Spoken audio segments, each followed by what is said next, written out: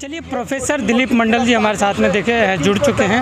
उनसे हम जानना चाहेंगे कि ये जो कुठाराघात जो बताया जा रहा है कि कुठाराघात किया जा रहा है SC ST OBC माइनॉरिटी पर, तो इस पर दिलीप मंडल जी, आप एक सुलझे हुए प्रोफेसर हैं और आप ट्वीट भी काफ़ी करते हैं और आपके फॉलोवर भी काफ़ी हैं जो आपको फॉलो करते हैं और आपकी बात को मानते हैं कि आप वाकई में सत्य कहते हैं। क्या कहेंगे, इससे क्या होने वाला है? देखिए, जो लेटरल एंट्री है वो स्पष्ट रूप से भारत के संविधान का उल्लंघन है। संविधान में आर्टिकल 315 से लेकर 323 के बीच में इस बात का बहुत साफ प्रावधान है कि केंद्र सरकार या राज्य सरकार में अफसर या कर्मचारियों की नियुक्ति कैसे होगी। इसके लिए उन्हीं आर्टिकल्स में UPSC का प्रावधान है, राज्यों के आयोग का प्रावधान है, अध्यक्ष हैं उसके कौन अधिकार होंगे, कैसे नियुक्तियाँ होंगी, इसका पूरा सिस्टम बना हुआ है। तो इन सारे प्रावधानों को किनारे रखकर मोदी जी जो पर्दे के पीछे से नियुक्तियाँ कर रहे हैं, ये संविधान का उल्लंघन है। ये इसके अलावा ये संविधान में जो आरक्षण का प्रावधान है उसका भी उल्लंघन है, क्योंकि लेटरल एंट्री में वो साफ कह रहे हैं कि इसमें आरक्षण नहीं होगा।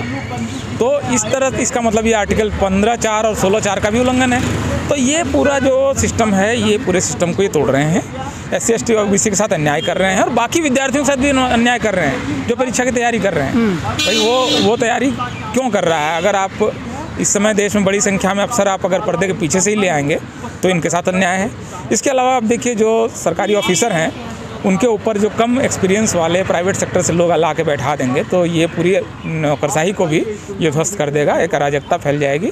तो मोदी जी निश्चित रूप से ये देश के साथ SC ST OBC के साथ अन्याय कर रहे हैं। उनको इस कदम को वापस लेना चाहिए और जो नॉर्मल तरीका है, परीक्षा ले, सबसे बेस्ट टैलेंटेड आदमी उठाएं, हमें कोई दिक्कत नहीं है, और उनको लेकर वो नौकरशाही चलाएं, देश को इसी तरह से चलाएं। मतलब जिस तरीके से कैटेगरी जो बनाई गई, कैटेगरीज के हिसाब से उसी तरीके से आप चाहते हैं कि ये वैसे ही चले जैसे चल रहा है, उसमें आप संशोधन कीजिए। लेकिन संशोधन करने का मतलब ये नहीं है कि आप इसको मतलब पर्दे के पीछे से नियुक्तियां करने लगे, अपने मन से किसी को भी ले आए। प्राइवेट सेक्टर का एक आदमी आएगा 5 साल के लिए, वो आएगा और वो अपने प्राइवेट कंपनी का फायदे की नीतियाँ बनाकर वो वापस अपनी कंपनी में लौट जाएगा। भाई, यहाँ तक सरकारी कर्मचारी रिटायर होता है तो उसको पेंशन मिलता है, उस पर एक कंट्रोल आपका है। किसी न किसी तरीके से सरकार का, जनता का एक तरह से नियंत्रण उस आदमी पर पूरे जीवन भर रहता है। लेकिन इस प्राइवेट सेक्टर के आदमियों पर किसका नियंत्रण है? ये कोई पॉलिसी बना के चला गया और इससे देश को नुकसान हो गया, आप उसको क्या करेंगे? जी। तो ये असल में एक तरह से पूरे देश के साथ ये बहुत बड़ा अन्याय कर रहे हैं और बहुत अच्छा है कि देश के युवा जो हैं वो जागरूक हैं, इसका विरोध कर रहे हैं और इसका विरोध निश्चित रूप से होना चाहिए। जी, चलिए हम बात कराते हैं आपकी। अजय राज जी जो है हमारे साथ में है, जो 22 भाषाओं के ज्ञाता हैं, शिक्षक हैं और बच्चों को पढ़ाते हैं। जी अजय राज जी, जागो समाज चैनल में आपका बहुत बहुत स्वागत है। अजय राज जी, जय भीम।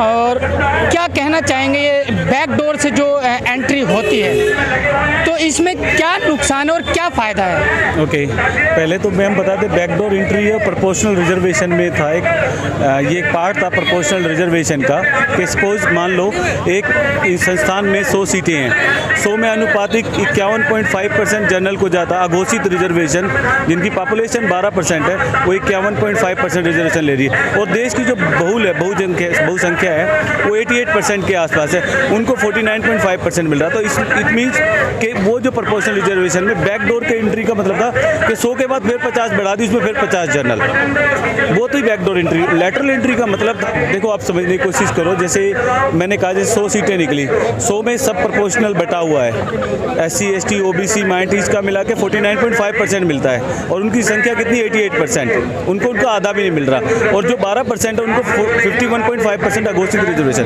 पर ये क्या करते थे, बैकडोर एंट्री का मतलब क्या था कि 50 सीटें और बढ़ा दी, जबकि 50 में भी हिस्सेदारी होनी चाहिए, पर ये 50 में डायरेक्ट जनरल लेते थे। ये तो थी बैकडोर एंट्री।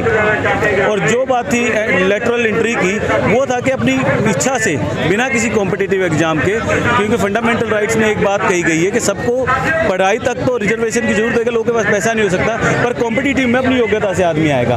तो इस योग्यता को भी धत्ता बता के हम SC ST OBC माइनॉरिटीज़ के मुंह पे और कॉन्स्टिट्यूशन को धत्ता बताते हुए ये उन लोगों को पोजिनेट करे जो इनके चमचे, जो RSS के अगुआ है। अगर वो इनका मकसद है कि जैसे आप देखोगे संसद से लेकर जितना भी बिल्डिंग कंस्ट्रक्शन का काम चल रहा है, एक तरफ इनके पास पैसा नहीं देने के लिए और दूसरी तरफ ये बिल्डिंग कंस्ट्रक्शन करे।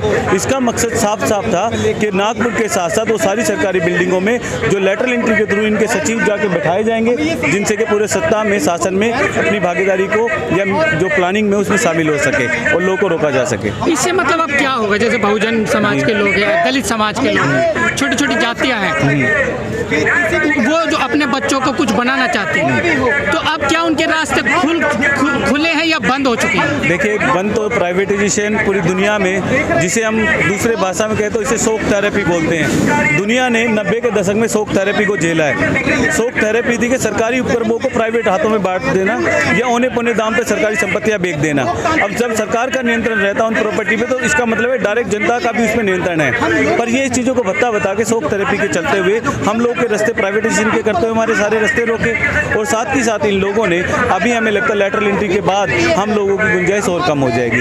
हमारे जो लोग पढ़ लिख के आएंगे उनके लिए चांसेस कम हो जाएंगे। चांसेस कम हो जाएंगे जी, क्योंकि देखिए हमने पढ़ा था कि इसमें जैसे कोई ग्रेजुएशन कर रहा है तो उसके करते करते जो है, अगर उसने ग्रेजुएशन तक अगर BCA कर लिया तो उसको सेकंड ईयर में जो है वो डायरेक्ट एडमिशन उसको मिल सकता है। देखिए, ये न्यू एजुकेशन पॉलिसी को समझने की जरूरत है कि इन्होंने HRD मिनिस्टर ने न्यू एजुकेशन पॉलिसी को कैसे बनाया, कैसे लागू करना चाहते हैं। जैसे हमको ये बिल्कुल कंडम कर, पहले आपने देखा होगा कि 8वीं तक कोई फेल नहीं होगा, अब इन्होंने कहा कि 10वीं तक कोई फेल नहीं होगा, कोई CBSE एग्जाम नहीं, कोई बोर्ड एग्जाम नहीं। इसका मतलब आपकी बुनियाद ही नहीं बनना देना चाहते। फिर इन्होंने कहा कि जो बच्चा ग्रेजुएशन करके आगे नहीं बढ़ेगा वो ग्रेजुएशन 3 ईयर्स की करे, जिसे आगे पढ़ना होगा ग्रेजुएशन 4 साल की करे, फिर MA करे।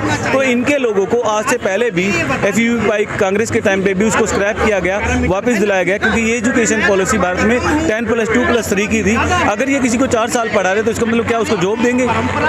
हमारे देश में तो एजुकेशन पॉलिसी थी नहीं है, ये अमेरिकन एजुकेशन पॉलिसी। इसका मतलब दूसरी तरफ से ये प्राइवेटाइजेशन को और बढ़ावा दे रहे हैं एजुकेशन के मार्फत में।